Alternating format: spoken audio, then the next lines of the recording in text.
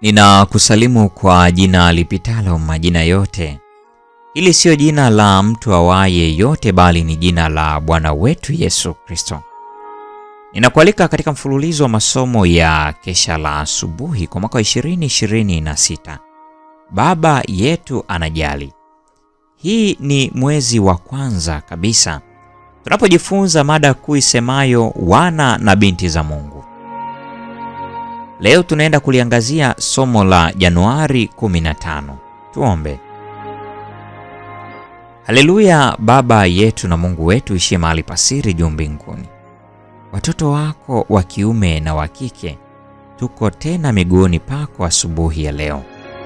Tumechagua kuanza siku yetu na wewe, nasi tunaomba rehema zako ziambatane nasi. Tunaomba uwepo wako uwe pamoja nasi. Tunaomba udumu kutubariki na kututakasa. Tusafishe dhambi zetu, turehemu, tupatie uhusiano wa karibu kati yetu sisi nawe, kila mmoja wetu binafsi. Zaidi sana ukatuandae kwa ajili ya ufalme wako. Ndilo ombi letu, tukitumaini kwamba utadumu kuwa pamoja nasi katika jina la Yesu. Amina. Mada ya leo inasema tunabadilishwa toka utukufu hata utukufu. Imejengeka katika kile kitabu cha waraka wa pili wa Paulo kwa Korintho, sura ile ya 3 aya ya 18. Imeandikwa, lakini sisi sote kwa uso usiotiwa utaji, tukiurudisha utukufu kwa Bwana kama vile katika kioo, tunabadilishwa tufanane na mfano huo huo toka utukufu hata utukufu, kama vile kwa utukufu utokao kwa Bwana aliye Roho. Wakorintho wa pili 3 aya 18. Muumini anapoangaziwa na Roho wa Mungu anauona ukamilifu wa Yesu, na kwa kuutazama ukamilifu huu anafurahia kwa furaha isiyoelezeka. Katika nafsi anaona dhambi na kutojiweza. Ndani ya mkombozi anaona kutokuwa na dhambi na nguvu isiyo kikomo. Kafara ambayo Kristo aliitoa ili kwamba aweze kutupatia haki yake. Hii ni mada ambayo tunaweza kuitafakari kwa shauku kuu. Nafsi siyo kitu, bali Yesu ni kila kitu. Nguvu ibadilishayo ya neema inaweza kunifanya kuwa mshirika wa asili ya Mungu.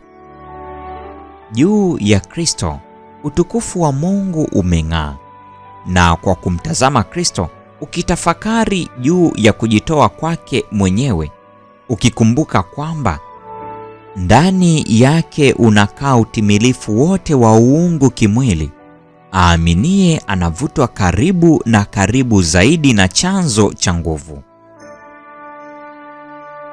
Ni muhimu jinsi gani kwamba tuwe na nuru ya Roho wa Mungu, kwa maana hivyo ndivyo tu tunaweza kuona utukufu wa Kristo. Na kwa kutazama tunabadilishwa kutoka tabia hadi tabia ndani na kwa njia ya imani katika Kristo.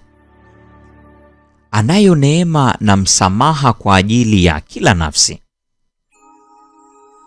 Kwa imani tunapomtazama Yesu, imani yetu hupenya kivuli na tunamwabudu Mungu kwa ajili ya upendo wake wa ajabu katika kutupa Yesu mfariji. Mwenye dhambi anaweza kuwa mtoto wa Mungu, mrithi wa mbinguni. Anaweza kuinuka kutoka mavumbini na kusimama akiwa amevikwa mavazi ya nuru. Katika kila hatua ya ukuaji, anaona uzuri mpya ndani ya Yesu na kuwa kama Kristo zaidi katika tabia. Upendo ambao ulioneshwa kwake katika kifo cha Yesu huamsha mwitikio wa upendo wa shukrani, na katika kujibiwa ombi la unyofu, aaminie analetwa kutoka neema hata neema, toka utukufu hata utukufu, hadi kwa kumtazama Kristo anabadilishwa na kufanana naye. Hii ni Januari 15 mwaka wa 2026. Mada ikisema tunabadilishwa toka utukufu hata utukufu. Na kwa nukta hiyo, mpendwa wa mfuatiliaji wa mfululizo wa masomo haya ya Kesha la Asubuhi, leo tunakuwa tumefikia tamati ya tafakari ya mada hii siku ya leo. Neema ya Bwana wetu Yesu Kristo, pendo la Mungu na ushirika wa Roho Mtakatifu dumu kwa pamoja nasi sasa na hata milele. Amina. Mchana hauishi, mji mzuri, mji hautapita, na hapana giza. Machozi yatafutwa, kifo hapana pale, hawahesabu siku na hapana giza.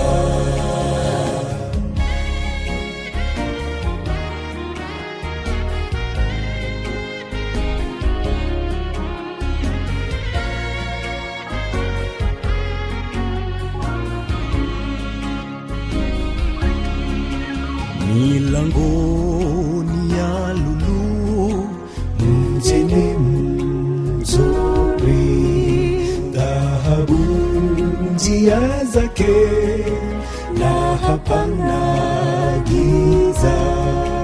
Machozi yatafutwa, kifo hapana pale, hawahesabu siku na hapana giza.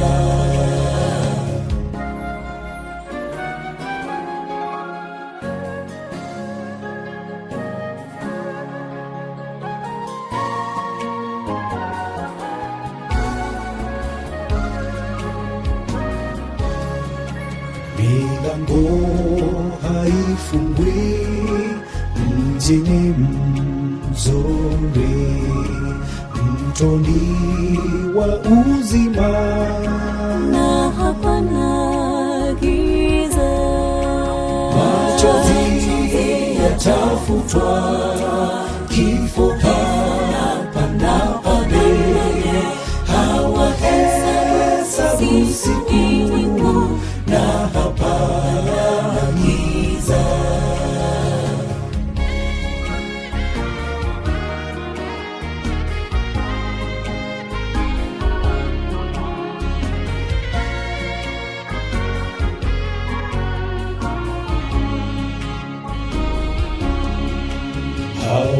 Hawahitaji jua, mjini mzuri, Mwana-Kondoo nuru, na hapana giza.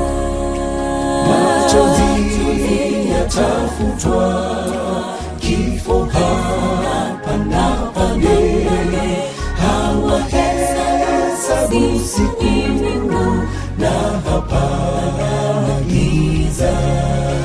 Machozi yatafutwa, kifo hapana pale, hawahesabu siku na hapana giza.